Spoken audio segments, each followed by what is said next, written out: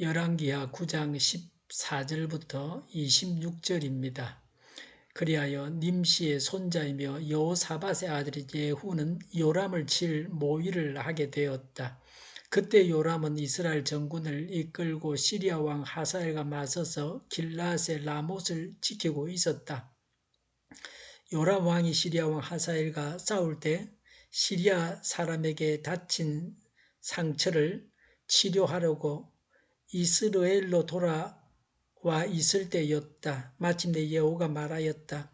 장군들이 나와 뜻을 같이 한다면 아무도 이 성읍을 빠져나가서 이스라엘의 이 사실을 알리는 일이 없도록 해주시오. 그런 다음에 예후는 병거를 타고 이스라엘로 갔다. 요람이 그곳에서 병으로 누워 있었다. 유다의 아하시아 왕은 요람을 문병하려고 벌써 거기에 와 있었다. 이스라엘의 망대 위에 서 있는 바수병이 예후의 군대가 오는 것을 보고 웬 군대가 오고 있습니다 하고 외쳤다. 그러자 요람이 말하였다. 기마병을 보내어 그들을 만나 평화의 소식이냐고 물어보아라. 그리하여 기마병은 그들을 만나러 가서 말하였다. 임금님께서 평화의 소식이냐고 물어보라 하셨소. 그러자 예후가 말하였다. 평화의 소식인지 아닌지가 너와 무슨 상관이 있느냐. 너는 내 뒤를 따르라. 바수병이 왕에게 보고하였다.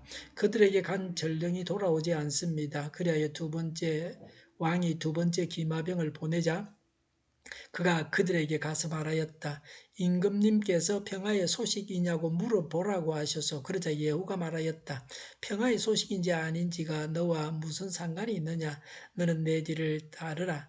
파수병이 왕에게도 보고하였다. 그들에게 간 전령이 또 돌아오지 않습니다. 그런데 미친 듯이 말을 모는 모습이 님시의 아들 예후와 비슷합니다. 이 말을 듣자 요람은 병거를 준비하라 하고 명령하였다. 병거를 준비하는 이스라엘 왕 요람과 유다 왕 아하시아가 각각 자기의 병거를 타고 예후를 만나러 가서 이스라엘 사람 나봇의 땅에서 그를 만났다.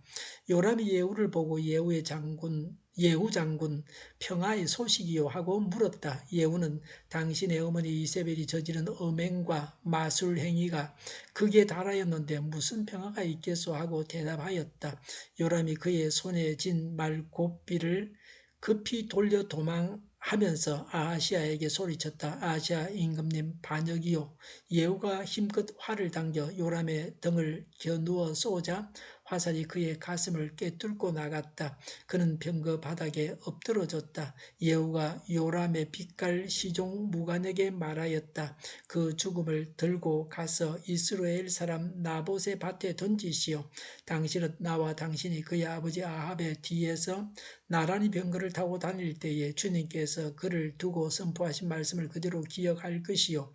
주님께서 아합에게 내가 어제 나봇과 그의 아들들이 함께 흘린 피를 분명히 보았다. 바로 이 밭에서 내가 너에게 그대로 갚겠다. 이것은 나 주의 말이다 하고 말씀하셨소. 이제 당신은 그 죽음을 들고 가서 주님의 말씀대로 그 밭에 던지시오. 아멘. 14절에 요람이 시리아 왕 하사엘과 싸우려고 기닷 라못을 지키고 있었습니다. 요람은 시리아와 싸우다 부상을 당했습니다. 16절에 요람은 이스라엘에서 병으로 누워 있었습니다. 14절에 예후는 요람을 칠 모의를 했습니다. 15절에 예후는 함께하는 장군들에게 아무도 왕에게 밀고하지 말라고 했습니다. 모반을 일으키기에 아주 적절한 시기였습니다. 모든 군대는 예후의 휘하에 있어서 모반이 성공할 가능성이 컸습니다. 어떻게 해서 북왕국 이스라엘의 왕이 죽게 되었습니까? 17절부터 19절에 예후가 요람 왕에게 가고 있는데 요람은 기마병을 보내서 평화의 소식이냐고 물어보라고 했습니다. 전쟁에 져서 오는 것인지 이겼는지를 묻고 있습니다. 그러나 예후는 기마병들에게 대답하지 않았습니다. 자신을 따르라고 했습니다. 또 기마병을 보내서나 마찬가지였습니다. 왕의 수하에 있는 병사들도 예후를 제지하지 못했습니다. 왕이 기마병을 보내 예후에게 질문했으나 예후는 대답하지 않았습니다. 오히려 왕이 보낸 기마병들이 예후의 휘하에 들어가고 말았습니다. 여기서부터 요람 왕은 예후의 대적이 되지 못한다는 것을 알 수 있습니다. 모반이 성공하고 요람이 곧 죽게 되는 것을 알 수 있습니다. 20절에 파수병이 왕에게 보고하기를 미친 듯이 말을 모는 모습이 예후 같다고 했습니다. 왕은 예후가 오고 있다는 것만 알 수 있었습니다. 24절에 예후가 활을 쏘아 요람을 죽였습니다. 표준 세번역은 활이 맞은 곳을 가슴이라고 했습니다. 개역은 염통이라고 했습니다. 요람은 심장에 활을 맞아서 적사했습니다. 이렇게 해서 오므리 왕조는 약 45년 동안 주전 885년부터 841년까지 4대에 걸쳐서 북왕국왕 6대부터 9대까지였습니다. 열왕기하 9장 8절부터 9절에 예언자 생도를 통해서 예후에게 하신 말씀대로 되었습니다. 하나님께서 아합 집안을 심판하시는데 그 도구가 예후였습니다.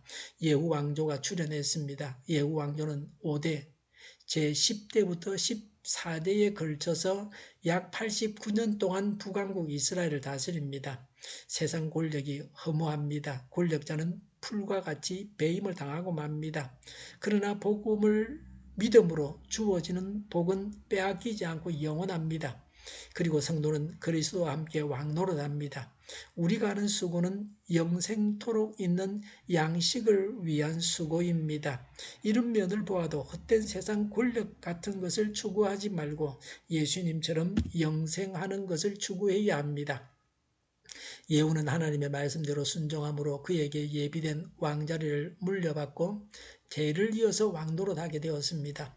왜 요람이 죽임을 당해야 했습니까? 22절에 요람의 음이 이세벨이 저지른 음행과 마술행위가 극에 달해서 평화가 없다고 했습니다. 25절에 예후는 시종무관에게 요람의 시체를 나봇의 밭에 던지라고 했습니다. 아합의 뒤에서 나란히 병거를 타고 다닐 때에 주님께서 그를 두고 선포하신 말씀을 그대로 기억할 것이요라고 했습니다.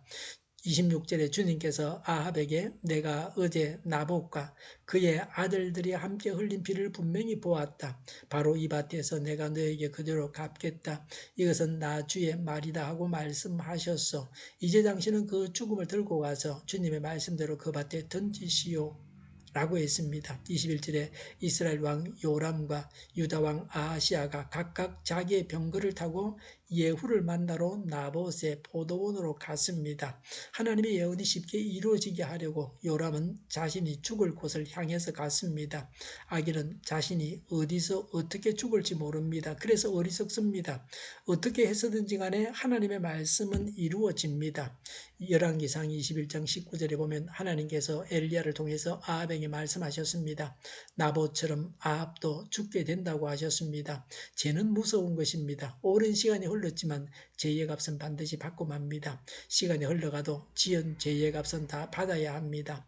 그 아들이라도 받아야 합니다. 아합의 죄를 그 아들이 받았습니다. 요람은 그 아비 아합으로부터 왕권을 물려받는 순간에 그 아비의 죄에 대한 벌도 받게 되었습니다. 부모의 범죄로 인해서 자녀가 심판을 받게 해서는 안 됩니다. 엄밀하게 말해서 요람은 그 자신도 부모처럼 범죄하다가 그 부모에게 심판하신 벌을 받았습니다. 모든 일이 하나님께서 말씀하신 대로 이루어졌습니다. 죄를 짓지 않도록 해야 합니다. 기도하겠습니다. 하나님의 말씀대로 이루어지는 것을 믿습니다. 죄를 짓지 않게 지켜주옵소서. 범죄하지 않게 하여 주시옵소서. 오늘보다는 내일이 더 낫게 하여 주시옵소서. 교회가 분절되지 않고 하나가 되게 하여 주시옵소서. 모든 언론이 제 역할을 다하게 하시며 정의가 강물처럼 흘러가게 하여 주시옵소서. 코로나19가 물러가고 백신과 치료제가 나오고 갇힌 생활이 끝나게 하여 주시옵소서. 우리 동일교회가 만국을 지배하게 하여 주시옵소서. 예수 이름으로 명하노니 모든 병만은 물러가고 몸의 모든 부분들을 온전하게 될지어다. 신유의 기적을 베푸셔서 지금도 저희의 질병을 고쳐 주시옵소서. 코로나 폐렴으로 신음하는 모든 자들을 고치시고 온전케 하여 주시옵소서. 저희와 교회와 이 나라의 민족을 불쌍히 여겨 주시옵소서. 하나님께서 기뻐하시는 나라가 되게 하여 주시옵소서. 하나님 안에서 차고 넘치는 삶, 복된 삶을 살게 하여 주시옵소서. 감사와 찬양을 주님께 돌려드리며 예수님의 이름으로 기도하옵나이다. 아멘.